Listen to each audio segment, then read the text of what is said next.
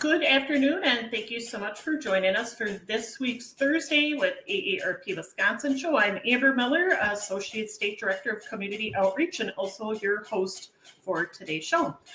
Before we get to our guest, of course, we always like to give a couple reminders. So one, of course, is if you are looking for additional information on AARP Wisconsin, which includes in-person and virtual events, information about advocacy, and all the other good stuff that we are doing, I recommend you visiting aarp.org/WI, which takes you directly to the AARP Wisconsin page. Also, we know that voter season is among us, definitely coming up in November. So there is a website and also a way that you can text to get additional information about the voting season.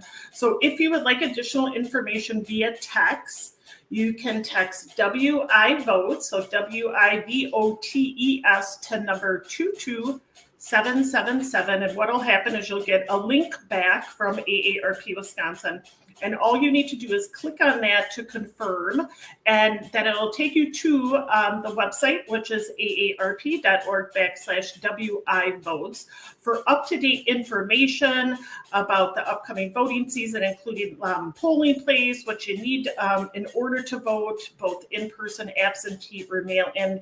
It really is the one-stop shop for all information regarding voting. So once again, you could text WI votes to 22777 or visit aarp.org/WI votes.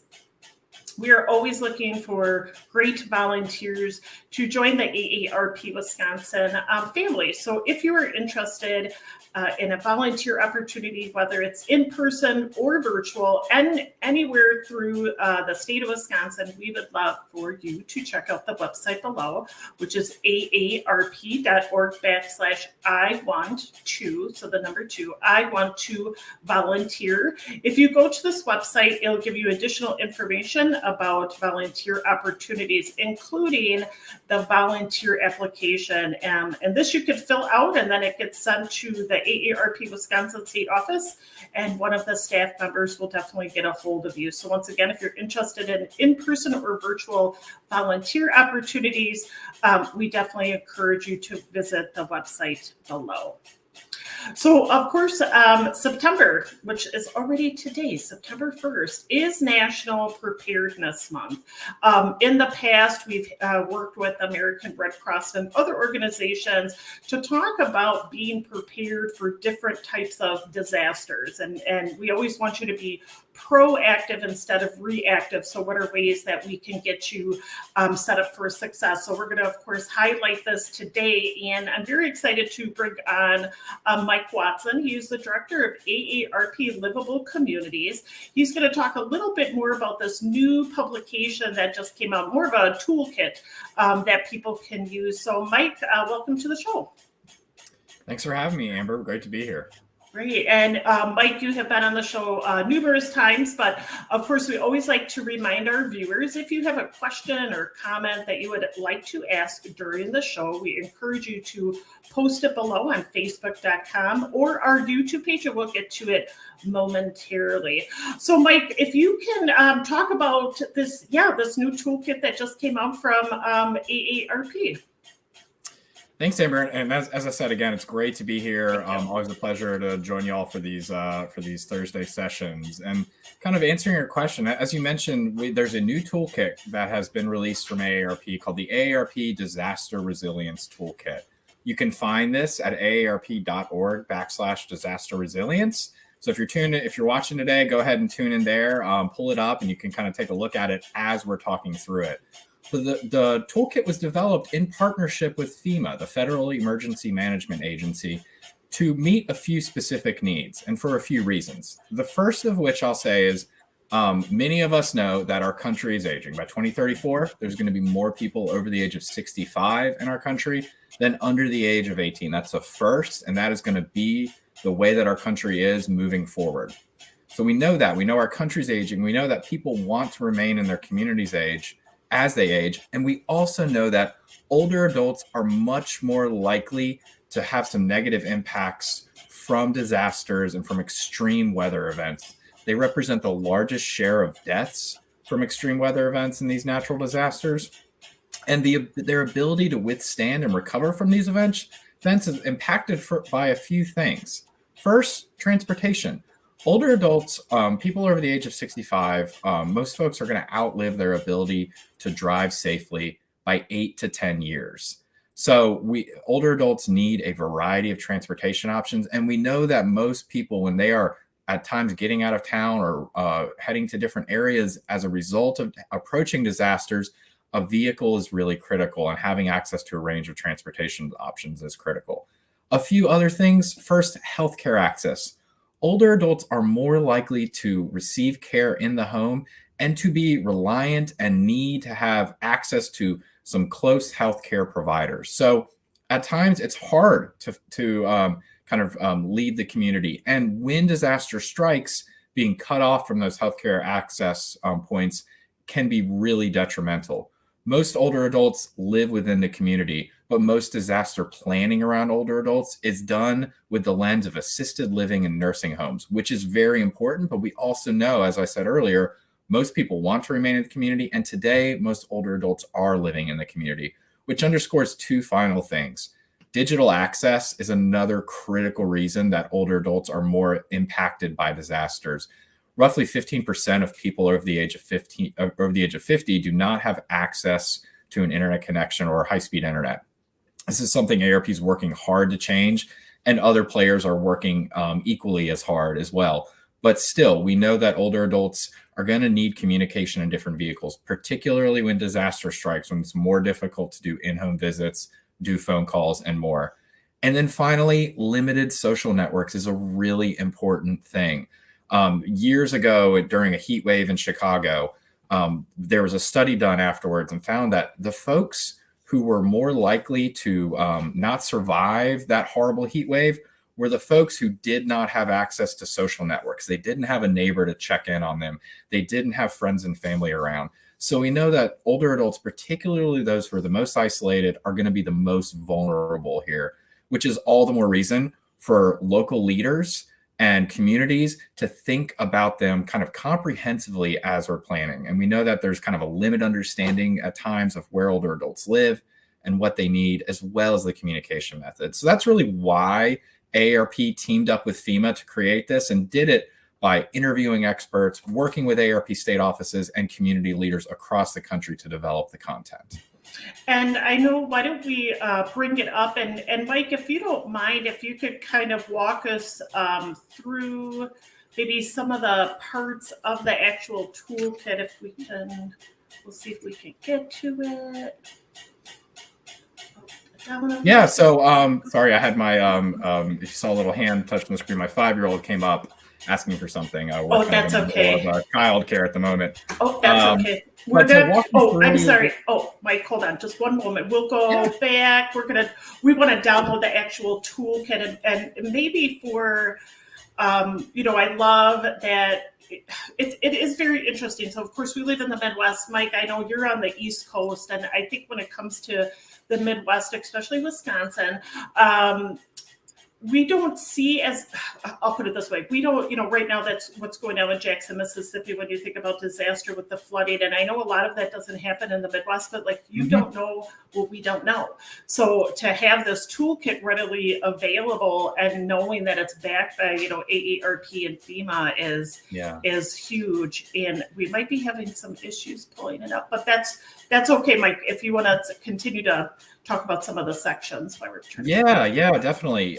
So as I mentioned, and Amber, as you shared too, the toolkit was created with FEMA for a really specific reason, and that is to help local leaders build first of all, the community-wide infrastructure that's needed to ensure that communities are prepared for natural hazards and disasters when they strike, and also ensure that these social infrastructures are in place so that communities can respond quickly, identify, and reach older adults. So that's really the reason that it was created, along with a lot of the reasons I mentioned earlier. So the toolkit itself is going to include some really practical tips and guidance for local leaders some direct kind of go do this, go think about this, go identify these partners in your communities, as well as some examples and case studies of places that have done this well and places that are kind of looking to do this even better. And the toolkit itself is broken into 3 sections.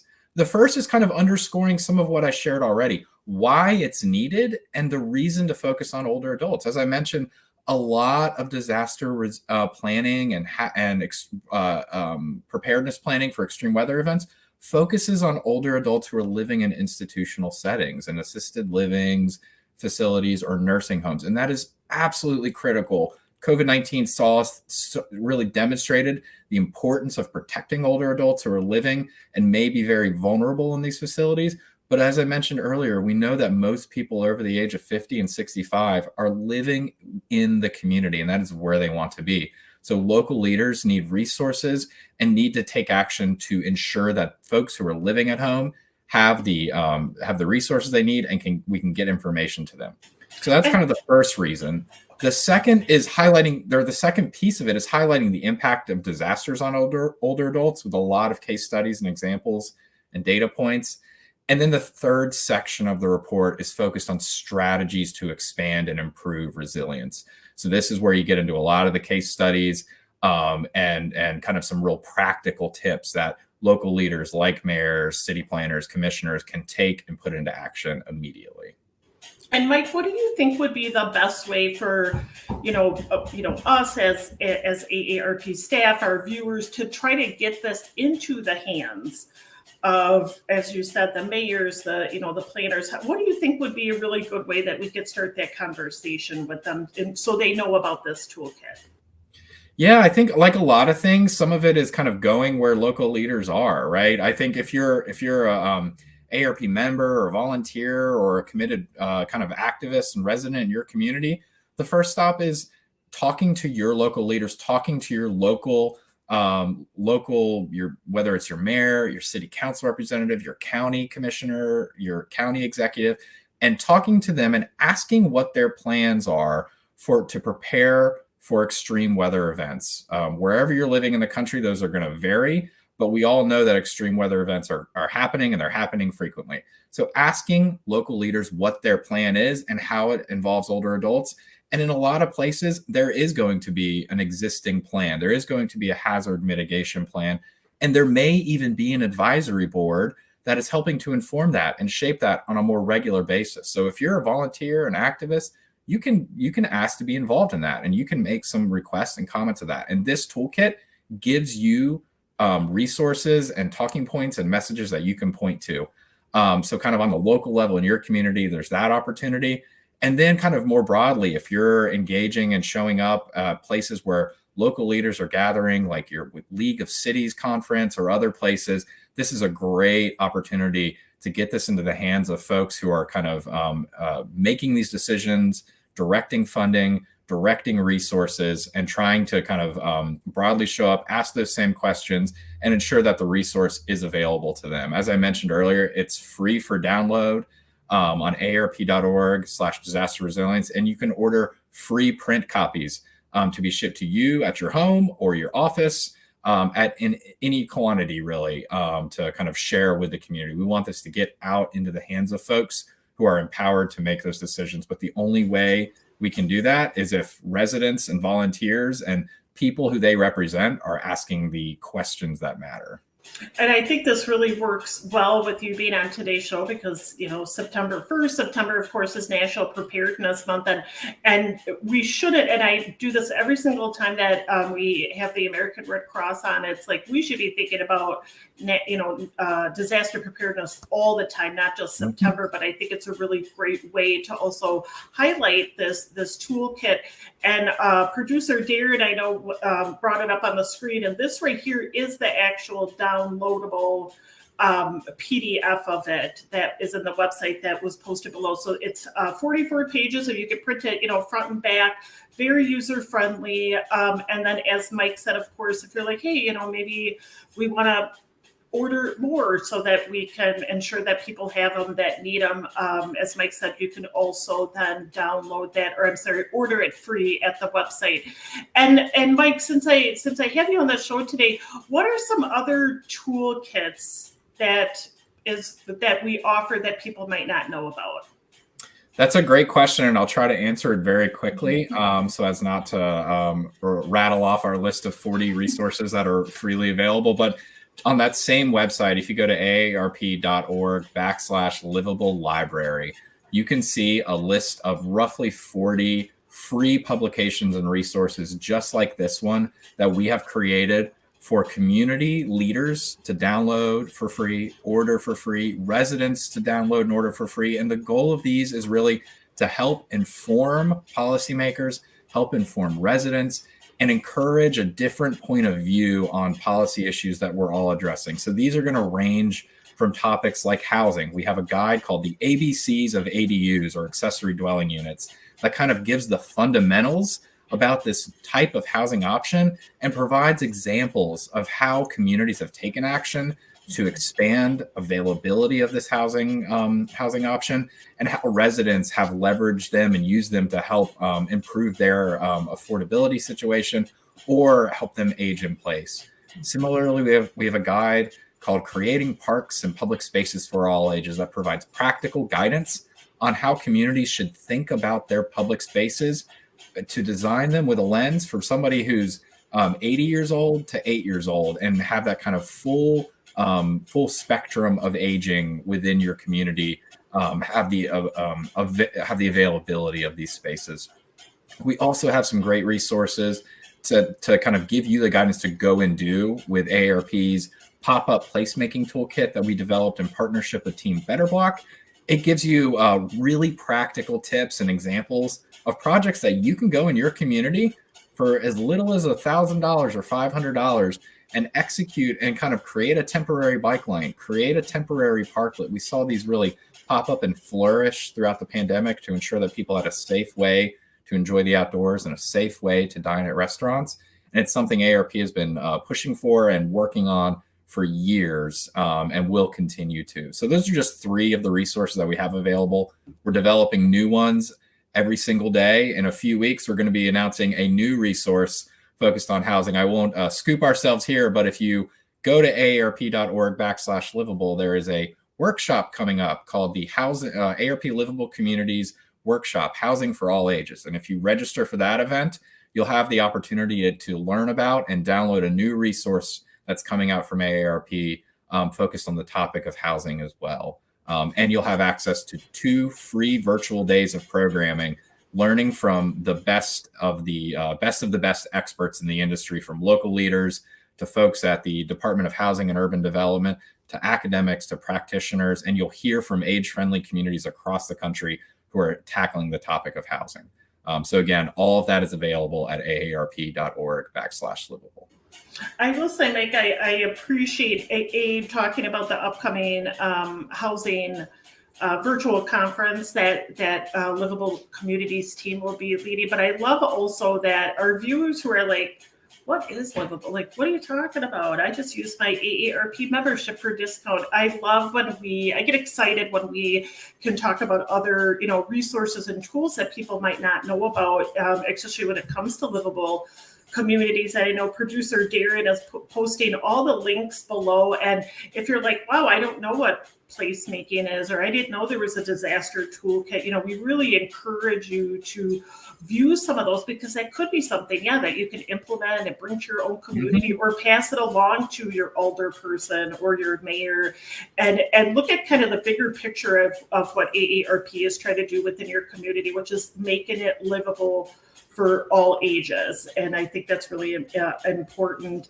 And Mike, anything else that you would like to chat about, or any other tips or techniques, tricks that you would like to give our viewers about being prepared for National Preparedness Month?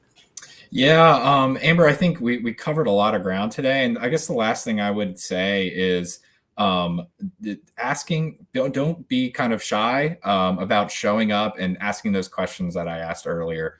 Nothing will happen at the local level and nothing will happen at the state level if volunteers and residents and people who care about these issues do not ask the questions that matter. AARP is able to ask those questions and engage with state and local lawmakers. But we're effective because we are the voice of the 38 million members across the country. So the more that you're talking to your local officials about how they're thinking about older adults and their disaster mitigation strategies and their disaster planning, and the more you're informed about policies and programs that have worked across the country and can point to those, the better off your community is going to be, and the better off you and all older adults in the community are going to be. So that's the last thing I would say. And one way that you can kind of stay up to date on everything that's coming out, we just mentioned so many great resources. You can see them on the website, but you can also subscribe to our free weekly newsletter that comes out that highlights all of these resources that we've mentioned today and more, and all of the topics. You can be the first to learn about new resources when they come out, first to learn about grant opportunities from AARP Livable Communities, and first to learn about some really cool things that communities are doing, whether it be in the area of housing, transportation, public spaces, or disaster and resilience. So with that, again, you can just find all of those resources at aarp.org/livable, and I encourage you to check it out. And I do have to say that is my favorite, absolutely my favorite e-newsletter that comes from AARP. So I highly recommend looking into signing up for that free weekly newsletter. Mike, as always, we've had you on the show so many times, but you always bring such really great information, and we really do appreciate you being here today. Thanks, Amber. Pleasure to be here. Looking forward to the next time. Thank you. Good to see you. Good to see you. And of course, before we end the show, we'd like to bring to you some events, both virtual and in person, that might be of interest to you. So tomorrow, if you are in the La Crosse area, there is Art at 50 Plus Open House, which is at the River City Gallery in La Crosse, all about art at 50 plus. So you're going to see some artwork, talk to artists, all that good stuff. We'd love to see you there. Wednesday, September 7th, Tech Talk. Discover the safety benefits of your latest car technology. So if you have a newer-ish car, lots of bells and whistles, you don't know how to use it, this would be a really great workshop for you. September 8th, Supercharge Your Job Search, Networking and Interview Skills. That is an online seminar. Movies for grown-ups. Oh goodness. Oh, Lucy. I'm sorry, I'm slaughtering the name. Okay, so that's a new movie, of course, coming out. And then Tuesday, September 13th, key questions to ask about Medicare initial enrollment. And that is also a virtual seminar. You can sign up for any of these events below or by calling the phone number also. Small dollar, big impact applications for this month will be due September 20th. And just as a friendly reminder, small dollar, big impact is a monthly grant program that AARP Wisconsin offers for nonprofits, municipalities, and similar. A grant of up to $1,000 for really fun, creative, out-of-the-box, innovative ideas that you can do to your community, especially to highlight the impact that it brings to the 50-plus community. So if you are thinking of a really great idea and you just need some funding, we invite you to go to the website below, which is aarp.org/WISDBI, which stands for Small Dollar Big Impact, for the application, which once again is due September 20th. For next week's show, all about advocacy. We'd love to have our advocacy folks from AARP Wisconsin on, so we'll be talking to them next Thursday. I can't believe it already, September 8th. You can join us back here on Facebook.com or our YouTube page Thursday, starting at noon Central Time. As always, we'd like to thank Mike for being our guest today, producer Darren, and everybody for joining us today. Please feel free to share this video on your Facebook or share it via YouTube. But we appreciate you being here today. We look forward to seeing you next week.